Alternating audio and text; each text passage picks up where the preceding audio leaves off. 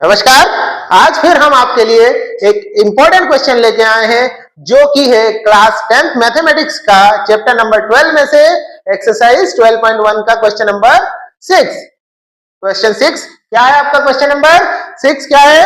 Question है आपका, a medicine capsule is in the shape of a cylinder with two hemisphere stuck to each of its end. जो कि दो ऐसे hemisphere जो कि किसी सिलेंड्रिकल शेप के दोनों ओर लगे हुए हैं। हमें ऐसे एक कैप्सूल का सरफेस एरिया फाइंड करना है। ओके, सरफेस एरिया फाइंड करना है तो सबसे पहले आपको क्या करना चाहिए? सबसे पहले हमें वो कैप्सूल बनाना चाहिए जिसका हमें सरफेस एरिया फाइंड करना है। ओके, करते हैं शुरुआत कैप्सूल बनाने की। ये भैया हमारा कैप्सूल,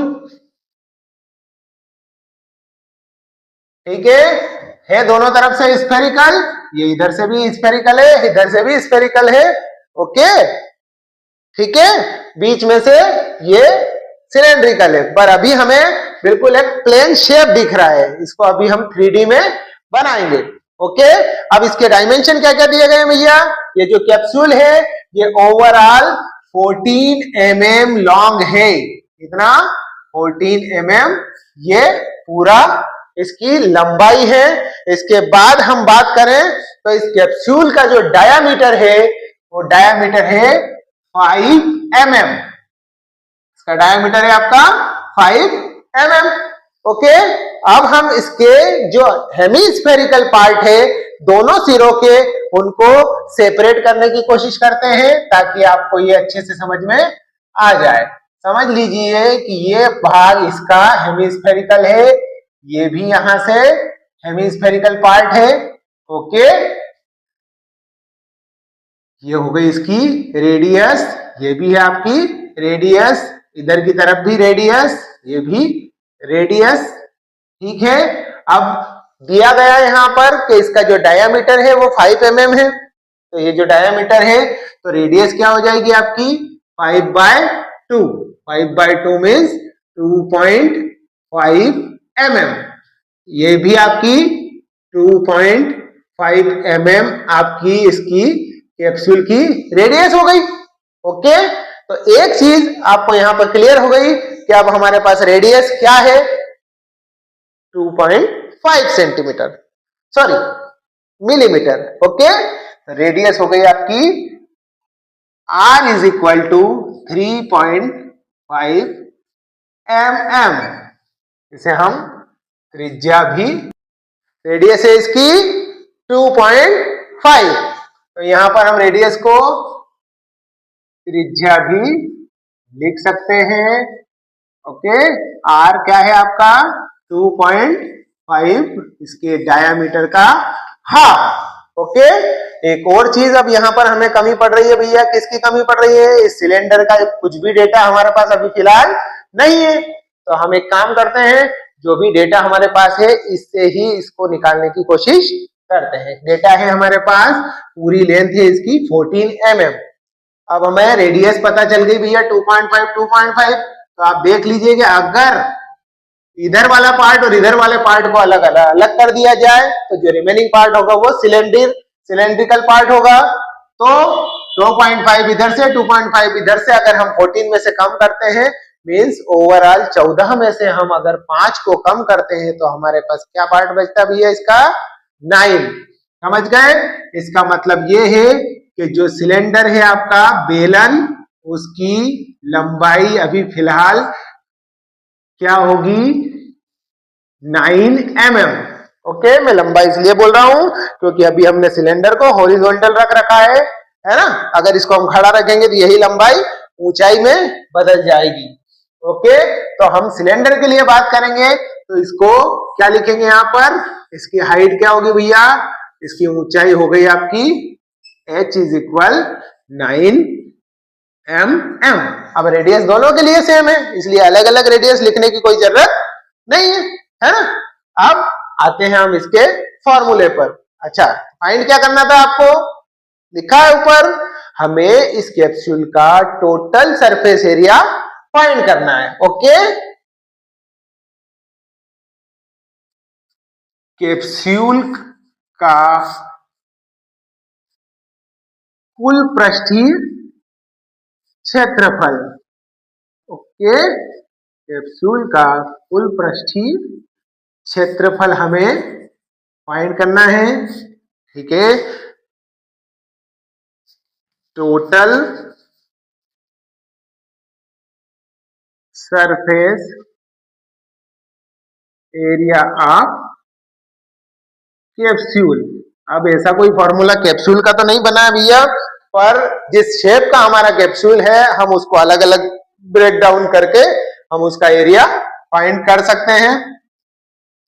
ठीक है, अगर आप गौर से देखेंगे तो हमारे पास दो हेमिस्फेरिकल शेप है, कितने, दो, तो इसलिए हम यहां फॉर्मूले में 2 इंटू क्या है भैया, कर्व्ड सरफेस एरिया है, वक्र पृष्ठीय क्षेत्रफल है किसका, अर्धगोले का, तो 2 into CSA of hemisphere, CSA of hemisphere plus एक है आपका सिलेंडर, तो यहां पर आपका CSA ऑफ सिलेंडर,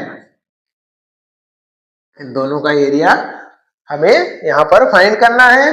अब हम इनकी जो आइडेंटिटीज है, फॉर्मूला है, वो लगाते हैं। क्या है इनकी आइडेंटिटी भैया, 4 पाई आर स्क्वायर स्फेयर का होता है, तो CA से आप हेमिस्फेयर क्या होगा, 2 pi r square, okay, plus CA से आप सिलेंडर, हम पिछले कुछ क्वेश्चन में इसको भी कर चुके हैं, सॉरी 2 पाई आर एच, ये है आपका CA से आप सिलेंडर।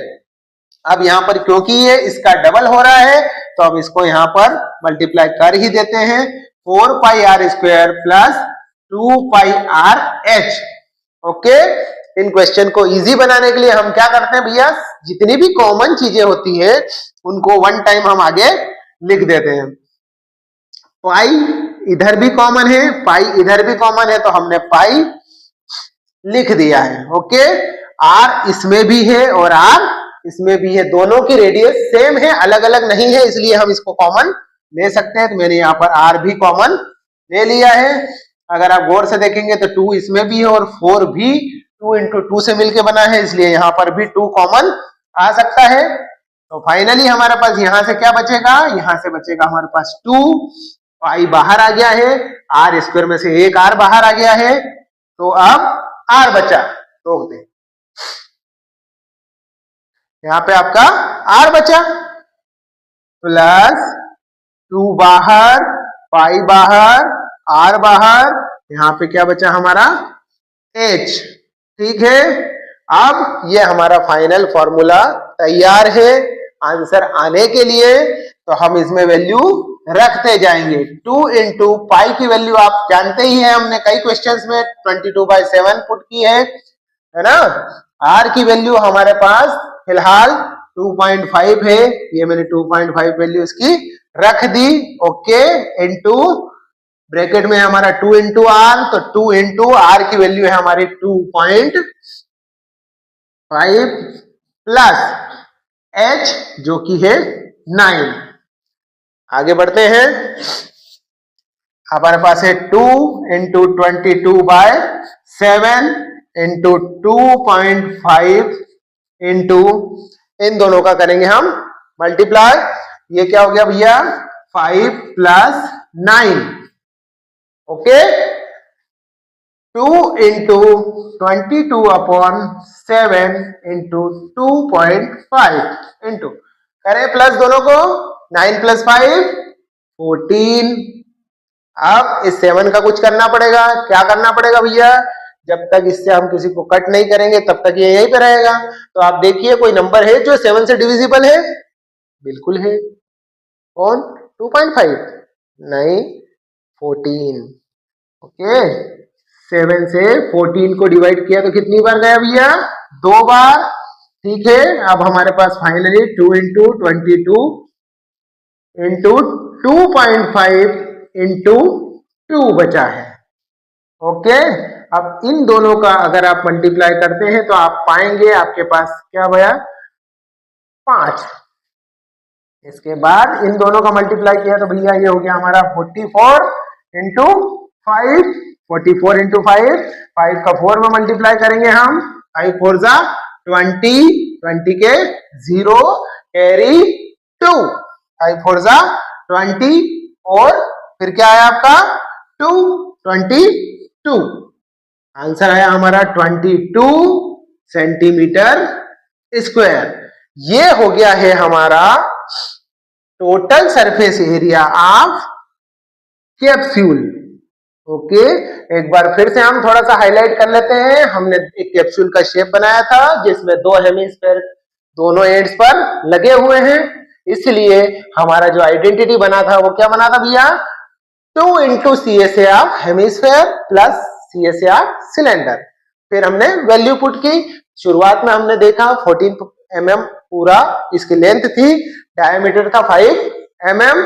इसको हमने जैसे जैसे डिस्क्राइब करते गए हमें वैल्यूज आती गई। ओके, उम्मीद करता हूं कि इस वीडियो की हेल्प से आपको ये क्वेश्चन थोड़ा समझ में आया होगा। अगर आपको ये क्वेश्चन समझ में आ रहा है तो आप इस वीडियो को लाइक करें, कमेंट करें, ज्यादा से ज्यादा चैनल को सब्सक्राइब करें। धन्यवाद। ये हो गया आपका 220 जो कि हमारा क्या आया है total surface area of capsule.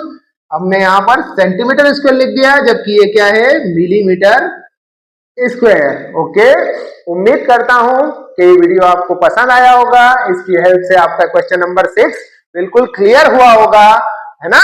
आगे भी हम कोशिश करेंगे कि आपके लिए हर एक क्वेश्चन को सॉल्व करके इस चैनल पर डाल दें। इसके लिए जरूरी है कि आप लोग ज्यादा से ज्यादा आपकी प्रॉब्लम्स को कमेंट करें और चैनल को ज्यादा से ज्यादा लाइक करें। ओके, अगर वीडियो पसंद आ रहा है तो ऐसा ही प्रेम बनाए रखना, हम आगे भी ऐसे वीडियो डालते रहेंगे। Thank you.